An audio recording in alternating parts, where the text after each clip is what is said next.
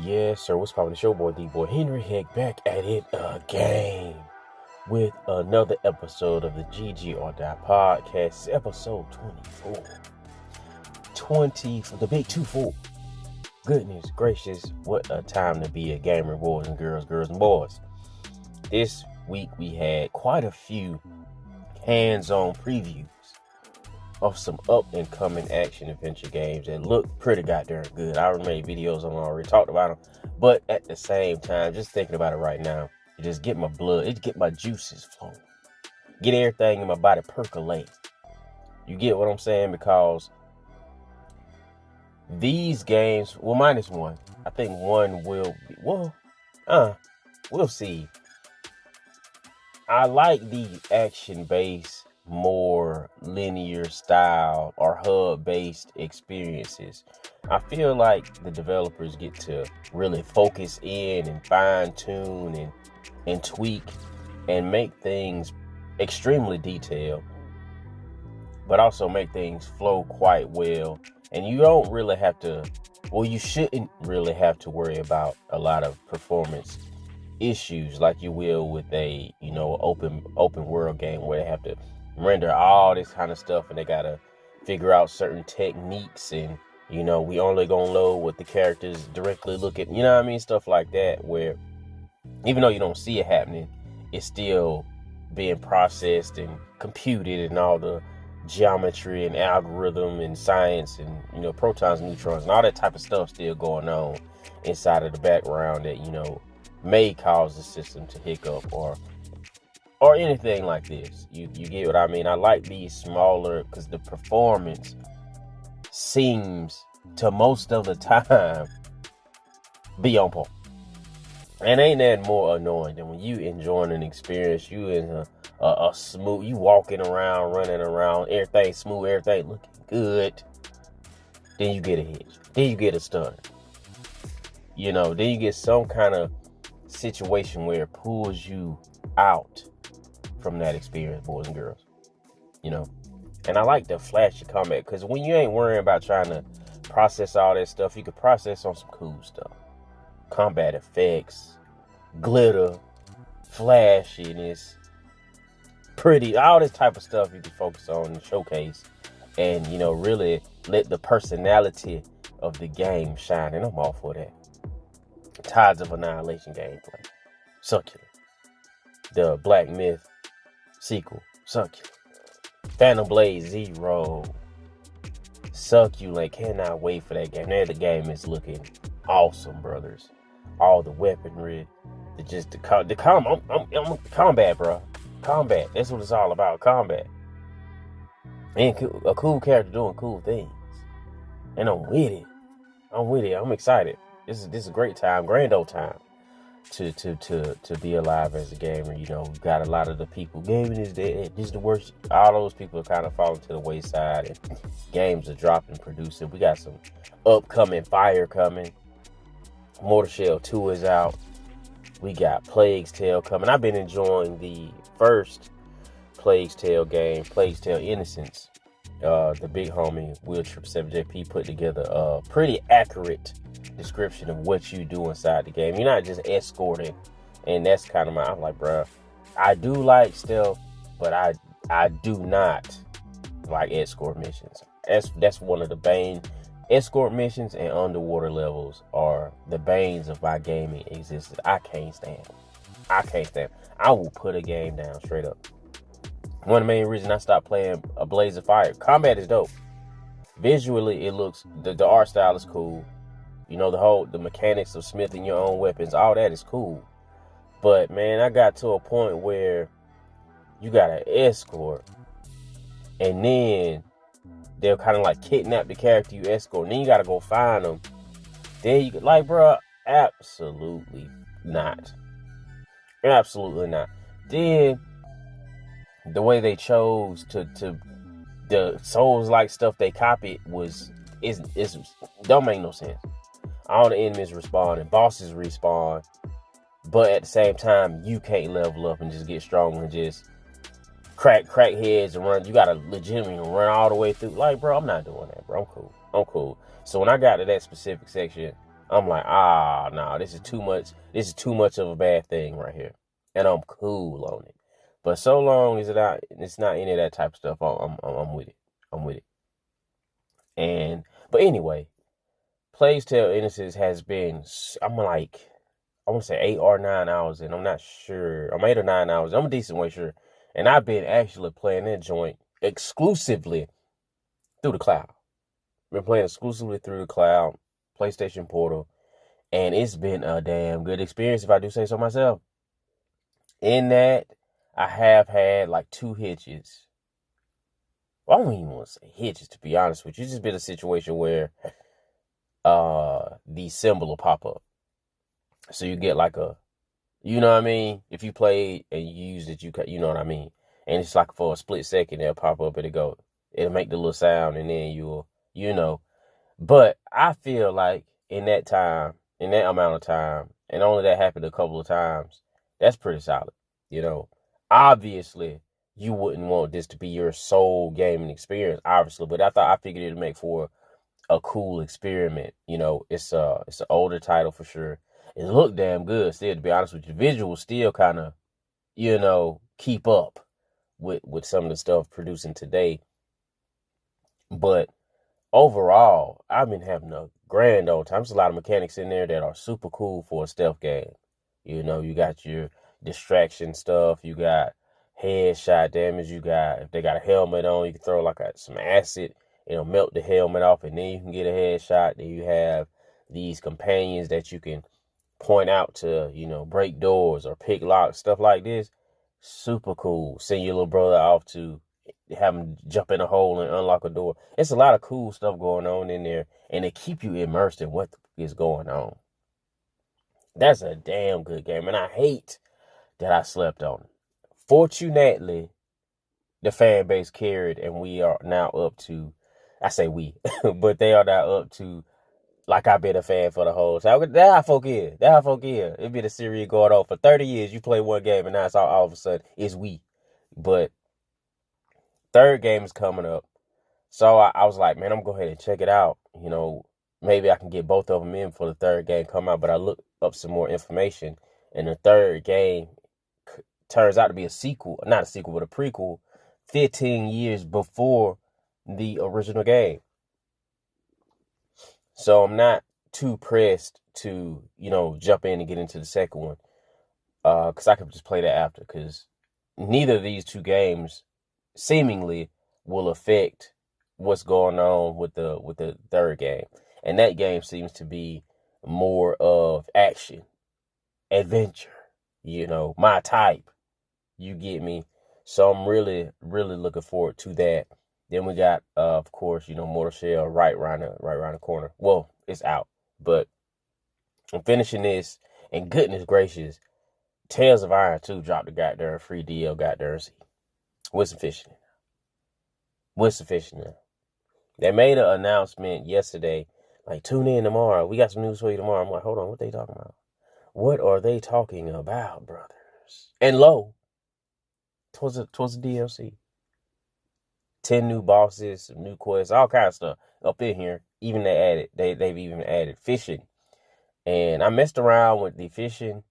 And at first, I'm gonna go ahead and tell you, I didn't know what was going on, because when you jump into a fishing kind of mini game, you kind of already pre-trained to just start tapping X.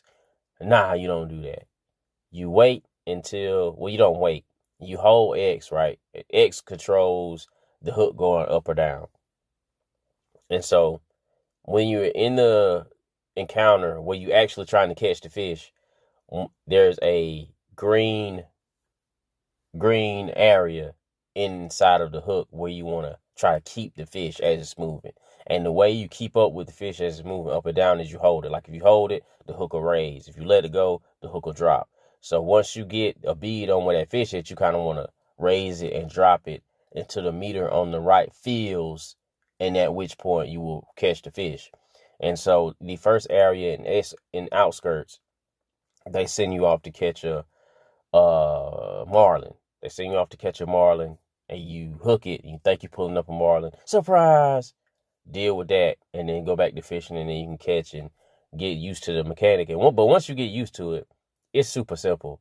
Cause after I figured it out, cause I'm like, what the is going on? Cause I'm tapping and tapping, the hook just dropping, and and then I just hit X, and the hook raises. I'm like, oh, okay, I get it now.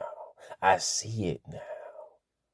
And so I went on ahead and fished out that whole spot. Got a cool armor piece for doing so. And I'm keen on it. This gonna be between the 4-loop beta, which I also tried. The 4-loop opening weekend, tried that earlier because I woke up like 4:30. Jumped in, checked that out, ran a couple matches of that.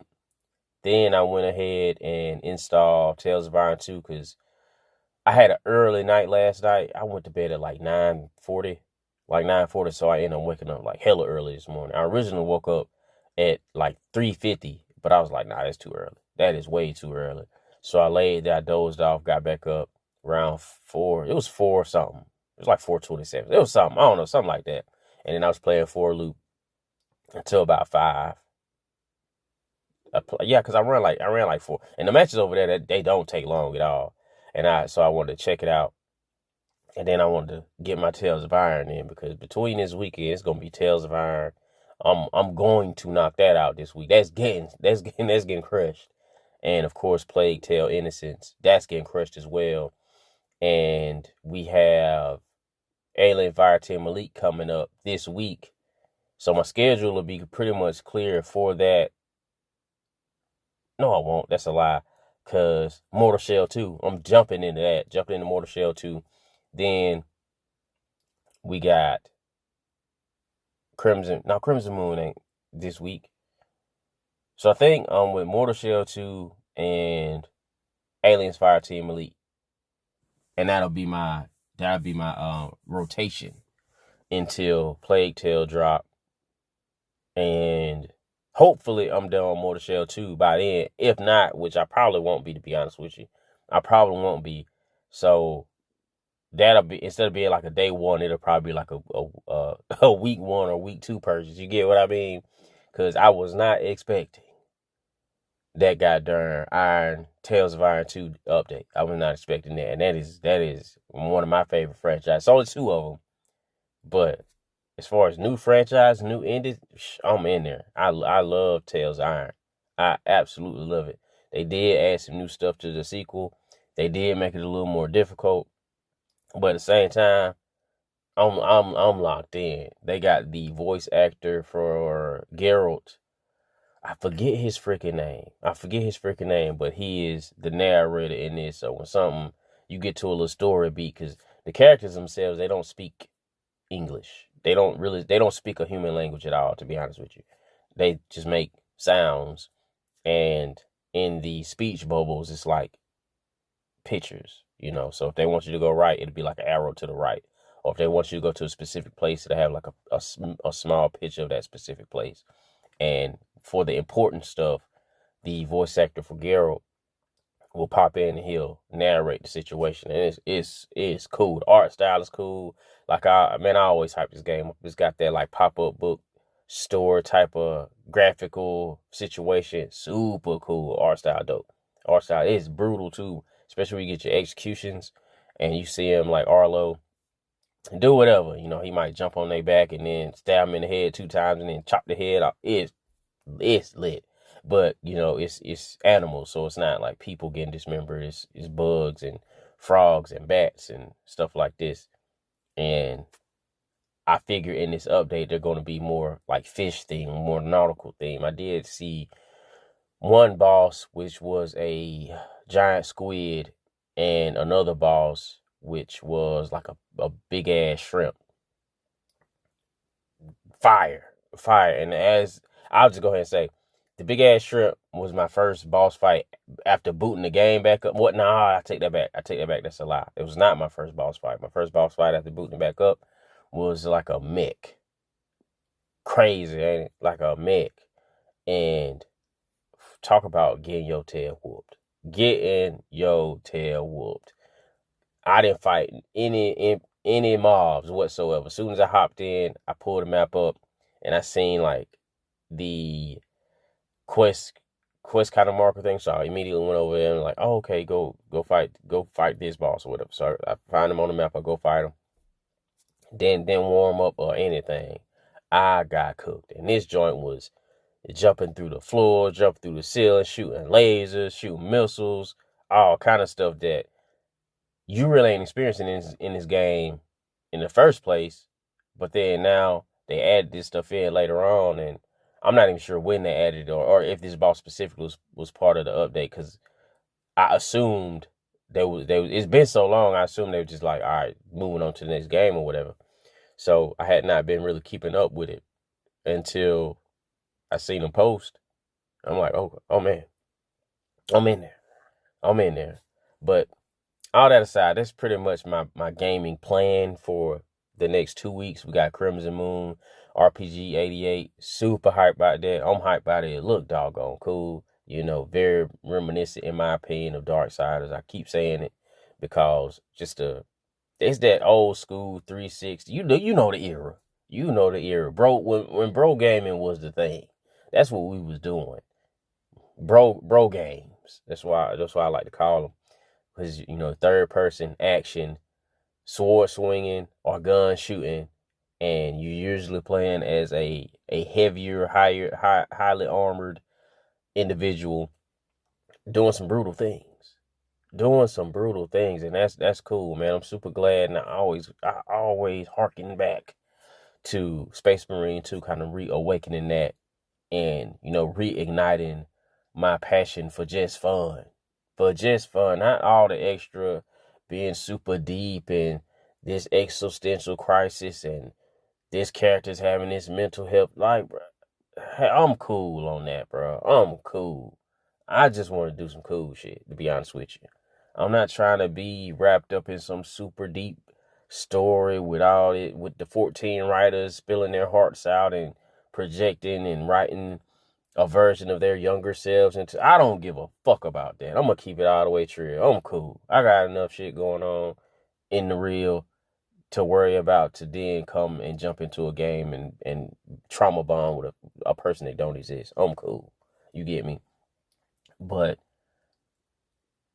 I think with all the stuff coming forth, I'm gonna be satisfied. I'm gonna be satisfied. We got Blood of Dawnwalker. Some people were disappointed in some of the performance notes they had put out about 4K 30, 4K 40, which is, you know, I'm not gonna make an excuse like, oh, it's fine, because this is 5 years into the gen. That shouldn't be the case, especially you got systems like the PS5 Pro.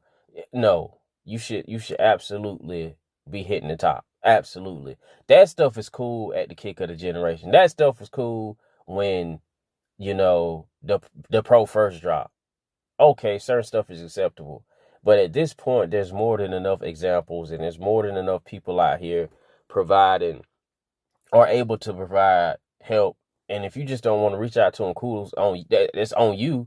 But at the same time, I'm not going to provide grace for you not, you know, making use of the tools you got to make use of. And obviously, these people are spinoffs of the Cyberpunk Witcher 3 developer, who are PC first developers. So of course, if you're super highly interested in this game, you probably want to pick it up on PC. Be quite honest with you, because just based off the track record of that studio, games don't be performing day one. They just don't. Witcher 3 wasn't performing day one. Cyberpunk sure as hell wasn't performing day one. I don't think it's realistic, I'll say, to expect the spin-off studio, a smaller team, to release a performant game.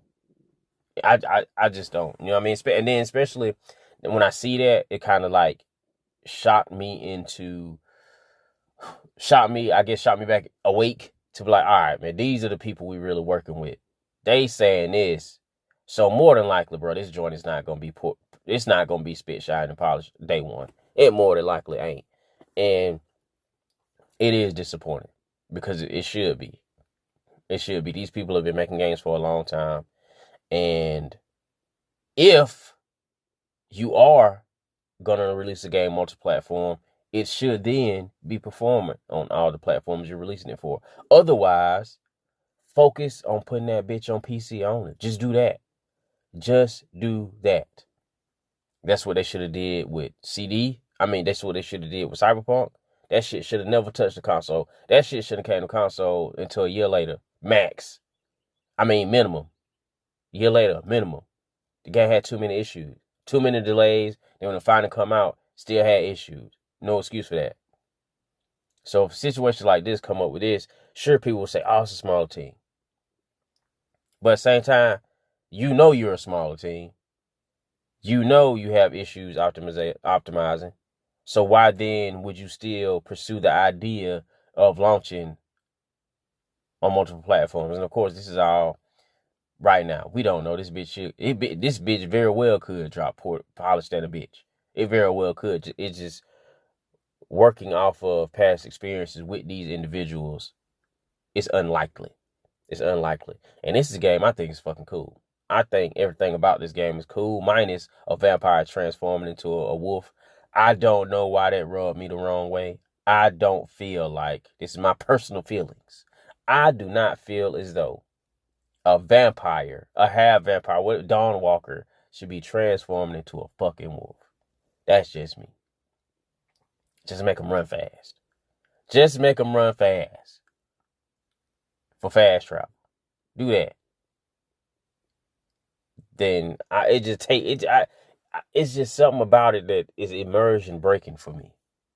And it might just be a me thing. Could just be a me thing. Everything else look cool as shit. Looks cool as shit, to be quite honest with you. You know, I'm just gonna work through my games that I do that are in my immediate future, and I get to it in sequence. Get to it in sequence instead of stacking games. I've actually ended up stacking some multiplayer experiences, which I'm not that much of a stickler in doing it with that multiplayer games, because a lot of time, man, sometimes you just buy a game just to play with the homies. If the homies ain't on, sometimes you don't end up playing, and that's just how it go. And we got Aliens Fireteam, and we also got Crimson Moon. So those two gonna be the multiplayer jumping back and forths. Because I'm not playing any PvP game at the moment. I'm not playing Marvel Rivals. I'm not playing Marathon. I'm not playing Space Marine. I'm not playing any. Let me think. Yeah. I'm not playing any like that. It's just pretty much been PvE. Yeah, it's pretty much just been PvE, and that's how it's looking. Actually, that's how it's gonna be for the foreseeable, because I can't think of, the only kind of PvP I'm in is Tokon. So, this not PvP, motherfucker. You find, yeah, it is. It's player versus player. Fighting games, PvP. You get me? Look, that's what you're doing. It's player versus player in that bitch. You get me? We just PvEing it up around these parts. Speaking of PvEing it up, there have been we're gonna get into some bad news. Well, some people might say good news, depending on who you ask. Good news, bad news. It's kind of been a discussion this week. Not too much of a discussion. People kind of said their piece and then kept it pushing. Jason put out some information regarding the Horizon Hunters Gathering multiplayer, and they made the decision to reboot it and kind of scrape away the live service aspects of it, which, I'm not mad at. I was keen. Live services or traditional multiplayer, I'm keen on playing the bitch anyway, because I'm interested. It is what it is. And it looked like it would have been like a cool experience to check out. But seemingly from the playtest, individuals weren't too keen on certain things. And so they made the decision to reboot. And in what capacity, we don't know. Because I feel like I wouldn't advise, again, I'm not in no kind of game development. We also don't know to what degree they like, what do they mean by reboot? They mean they scrapping the whole bitch and starting it all the way over? Or do they mean they just changing some stuff around? And in which case, I wouldn't even use the term reboot, because when you break out the term reboot, your brain kind of go to, oh, they throwing that whole bitch away and they starting over. That's the kind of imagery that word evokes in the mind. So what I think should happen is just look, whatever you had laid out as far as seasonal content, throw that shit in the trash. Finish all the maps, finish all the characters, finish all the skins or whatever, finish all that. Go ahead, get all that made, throw the game out. Make sure it's balanced, throw the game out. You ain't really got to worry about stuff being too OP because it's not PvP. So it's pretty much just you against you and your team against the enemies, the mobs and bosses and what have you. And then you got your different modes. You don't throw away the modes. So you can still have the modes. Let people play with, because if you drop a multiplayer in this way with no other thing to engage with outside of that, you maybe got 5 months. You maybe got 5 months of people playing the game, if that, depending. It just really depend. Some people might rock out and be done with that joint in 3. They might do everything it is to do in 3, and that be it. And that still is fine. That still is fine, depending on, because at this point, if you doing all that, then it's this bitch more than likely is not gonna be a free to play. It's more than likely not gonna be, because if they don't have microtransactions and all this other kind of stuff, they're gonna have to charge you up front. It just is what it is, because they just spent all this time producing this game to make $0. I don't know. And then it comes in like how much they plan on charging for this bitch. How much? Because you already know up front, they not gonna keep updating it. What you get is what you get. So it also brings in the question of, if it is the case, it's not gonna be live service. If it is the case that they then more than likely will be charging dollars for it, are they then putting together a kind of campaign story mode situation? Are they doing this to where you're progressing through the mode, however they break it up? You know what I mean? Because they can break it up and, have it to where after each mission or after each whatever, you have like a cutscene and you get some story content, and have you carry on through missions and modes like that, and that be the campaign. It's just a matter of how they're going to present it to you. Or they can present it in like a comic kind of storyboard type of situation, which they could do, and that would be cheap. I just think that would be too low effort. Marvel Tokon got a similar situation there, and I'm like, bro, this kind of low effort, to be honest with you. I don't really like it.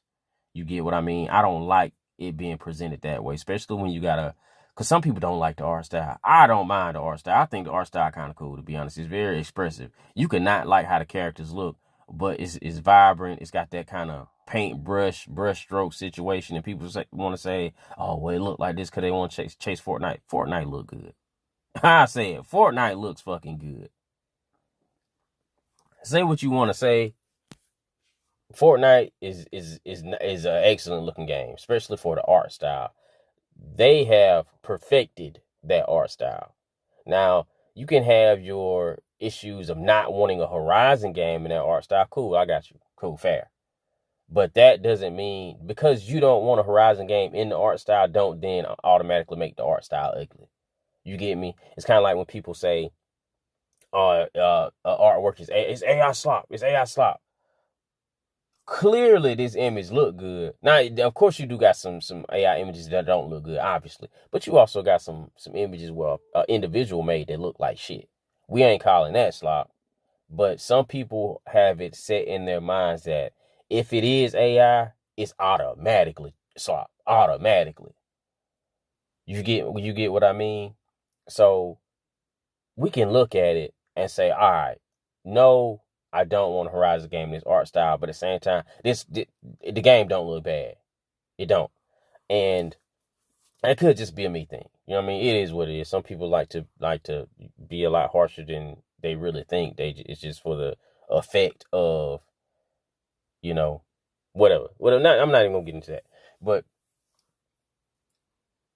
I think they should go full on real deal cutscenes, everything, the whole real shit. The real shit. Fuck the comic strips and all that kind of face popping up with the. Now I want it fully voice acted, fully acted out, all this type of stuff. Oh, well, why would you do that? Blow the button. Fuck it. They already fucked the budget up anyway. It's already, they in there. If they're gonna produce it, then produce it. You get me? We're not like, why do the half steps when you already wasted all the time and money and all this other type of shit? And when you can just put your best foot forward, make it the best it can be, if you are gonna put it out, because it still could get canceled. It could still very much be canceled. And that was a conversation piece that had came up also about, you had an individual who is pretty keen and pretty known for covering live service looter shooters. And, you know, I say they expanded off into like other co-op shooters. And when the news broke, they spoke to, oh, massive waste of time, whatever. But at the same time, like, bro, this is how the shit go. People try shit, they pursue shit, they make shit, they produce shit, and then it's out for the public to either enjoy or not enjoy. It is what it is. Sometimes people love it, sometimes people hate it. That's how it go. Most games come out and fail. People talk about all the games on Steam. Look, I say 95% of the games on Steam fail. Maybe even 98%. They jump out and fail. That platform is full of, and I use Steam not to pick on Steam, but I use Steam because people say it's the most games over there. So, you know, you go over there, produce a game, chances are not that high that you're gonna be successful, to be honest with you. But that's what a lot of creative stuff anyway. But I don't see it as a L for me, because as a gamer, look at it like this. As a gamer, if the game come out, I play it, I either have fun or I don't. It is what it is. If the game don't come out and get canceled, I'm gonna still be playing games and having fun. It don't necessarily affect me. That is a gorilla issue. That's a gorilla problem. It's gonna affect them. Because even if you were to say, well, if they fail and they flop and they have to do layoffs and they have to do this, and that mean, we won't get another Horizon, and the Horizon, what you want, it's nothing to do about that. They made a decision, and it's up to them to deal with those consequences. Because at the end of the day, game's still gonna be played. Game's still gonna be released. Them not putting out a game don't mean GTA 6 not gonna come out. Them not putting out a game don't mean God of War La Fey not coming out. Them not putting out a game don't mean the next spot, so on and so forth. You still gonna get games. You still gonna have stuff to play and enjoy. And we either want studios to make the games they want to make, or not. Because that's always, we praise PlayStation for allowing developers to have the freedom to do what they want to do when they want to do it, up until they make a live service game, up until they make a multiplayer game. Then it's fuck them, they stupid, shut them down, this, that, and the third. We in our feelings, and they ain't worth it. And we could have had this, we could have had that. Look, that's how it go. That's why these days I don't have favorite developers. I have games that I like. I don't, bro. It's not even, at this point, it's not even franchises, to be honest. Now I look at it, because at any point, the next entry into that franchise could be something completely different, and something that you just don't vibe with whatsoever. We seen that a lot with Dragon Age fans. When the Veilguard dropped, folks was not going for it. But that was your favorite studio, and that was your favorite franchise. That was your favorite IP. Because at any point in time, any entry into that can fuck the whole shit up. Can fuck the whole shit up. Put a little too much salt in that, it's fucked up. The food is fucked. It's over with. You gotta throw all that away. You gotta throw it all away. So I'm cool. And some people, they are a lot more invested in certain things than I am, legitimately.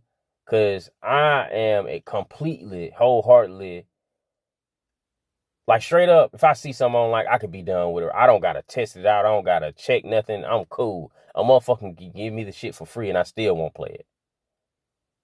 If I say I'm not playing something, I'm not playing. Like Ghost of Yote, right? Some things were said in the interview. I'm like, I'm cool on that shit.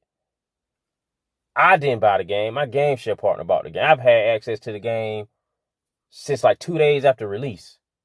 I'm not playing that shit. I played the freaking Legends mode, for the sake of the stream, we checked it out. The boys wind up not liking it anyway. But that's my experience with that joint. I was following a dude on Instagram. I got a Toyota Tundra. I like Toyota Tundras. And it was a Toyota Tundra page, like covering like not updates, but upgrades and different truck mods and all this type of stuff. And that joint that your boy posted that he had just bought a Ford Raptor, a brand new Ford Raptor, put it on there. I said, okay, I'm good. Unfollow. I'm gone. I'm not here for no Ford Raptor. I'm not here for that. I don't want to see nothing about no Ford Raptor. If I wanted to learn about some Ford Raptors and see that type of shit, I'd be following the Ford Raptor page. I'm not. I'm following the fucking TRD Tundra page. And what I want to see on that joint, TRD Tundra shit. I don't want to see no fucking Ford Raptor on there. No. I'm not hit like, bro, I'm cool. I'm cool. And I leave it at that. I just say that I leave it at that. Like, people will kind of make justifications for why they still want to check it out or still foot dip and still want to talk about it. Like, go have at it. I'm cool. I already made my mind up. I'm on to other shit. It's too much shit coming out. And it's always too much shit coming out to be wrapped up and harping on one developer in one game. You get what I mean? I don't care what they could have did. All this time they spent on it, they could have. Well, they didn't. End of the story. They did not. And, that's why, like, I'm starting to look at myself. I'm like, bro, I'm not that much of a gamer. I play games. They fun. I have a good time. I buy some new stuff. I play some old stuff. I'm back and forth. I'm day one on some stuff. I'm week 3 on some stuff. You get me? But if it's something I see and like one little thing can throw me off and I change my mind. And that's fair. Because at the end of the day, as a customer, you got that choice.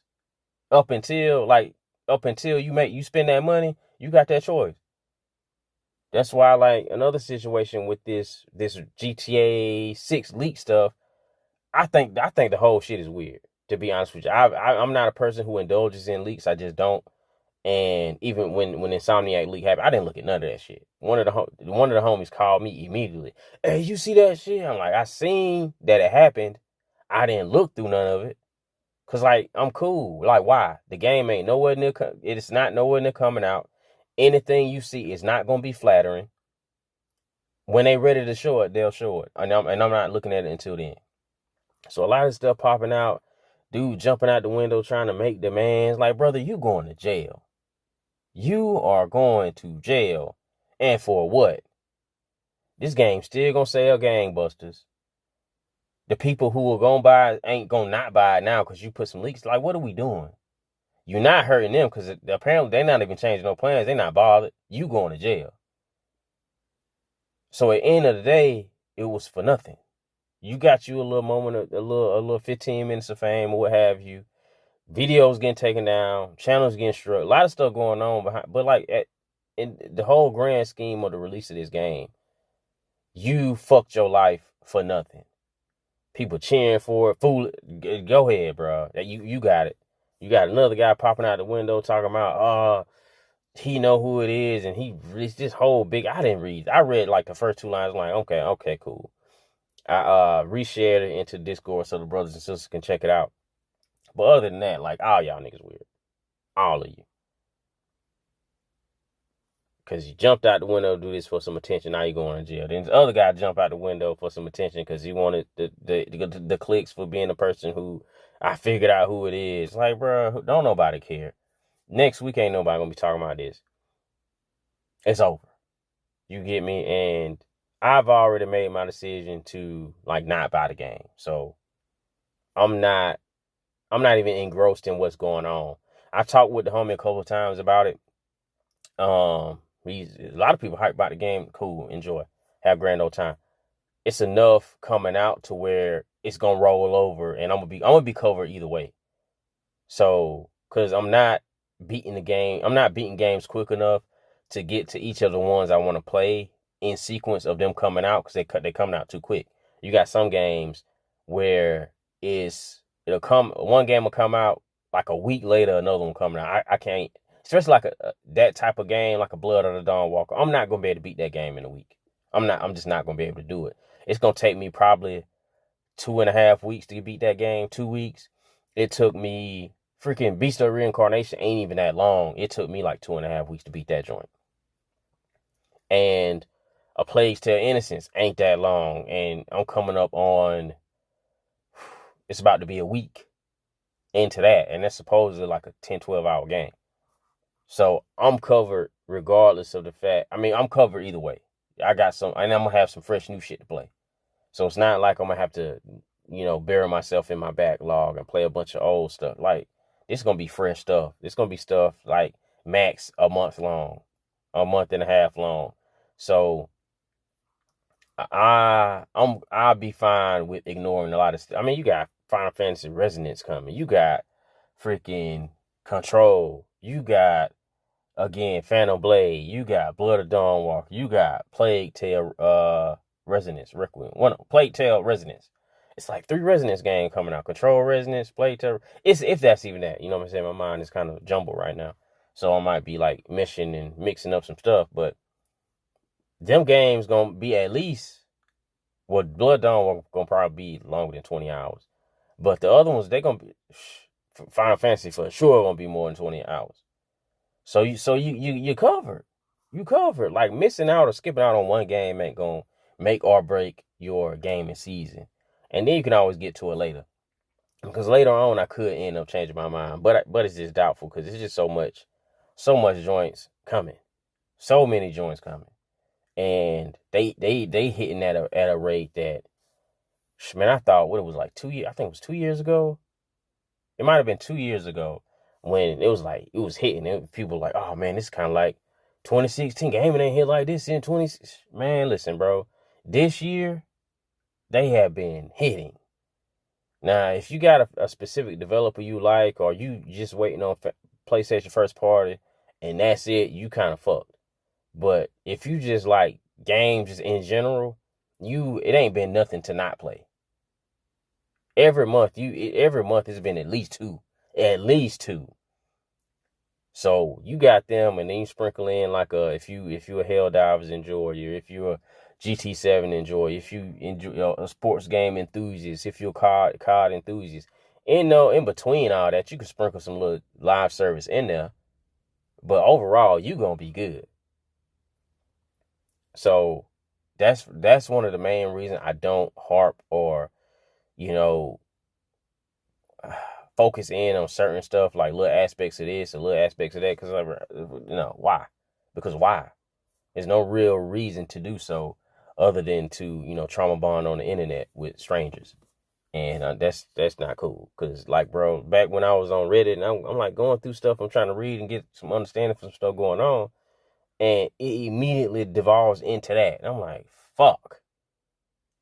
You can't even have a real conversation with a mug. As soon as they go to, the developers don't care. Man, I'm cool. I don't give a fuck. Like, next. Leave the fucking subgroup. I mean, the shit. Cause like, I'm not here for that. I'm not here for that at all. A lot of people are, though. So if that's your bag that you like to do and that's your thing, then cool. But other than that, man, I'm just trying to play some games at the end of the day. It's too fucking hot outside It's too hot. The body is too stressed. Man, I'm a little hungry. It's too hot outside. The body is too stressed to then come home and stress yourself out over some bullshit that ultimately don't mean shit, because there's plenty of other experiences to be had. Like, I didn't even know the freaking Tales of Iron 2 update was dropping today. I didn't even know. I get home. I got this nice little surprise right here. You think I'm worrying about some fucking bullshit? Hell no, I'm not worrying about no bullshit going on over there. I don't give a fuck what's going on over there at Rockstar. In the slightest. Have at it. Have a grand old time. We about to be playing Aliens Fireteam Elite. We about to be playing Crimson Moon. We about to be playing Mortal Shell. We about to be playing Plague Tale, Resonance, whatever. Plague Tale RE. We about to be playing that shit. We about to be playing Control. We about to be playing Blood of Dawn Walker. We about to be playing Final Fantasy RE. You see what I'm saying? Bobby playing some motherfucking Marvel Tokon in this bitch. Motherfucking tournament popping up. Here, there, everywhere. They done put some updates out for the PC brethren and sistren so they can stop crying. It's too much. It's too much fire. It's too much fire coming up. Phantom Blade fucking 0. That state of play still. I still think about this shit. How cool that shit look. You got fucking drunken fist sword fighting going the fuck on out this bitch.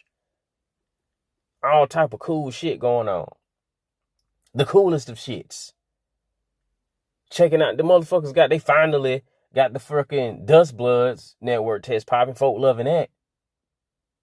Am I like shaking in my boots to experience that? Nah. But the people posting about it and enjoying, they having a grand old time. Grand old time.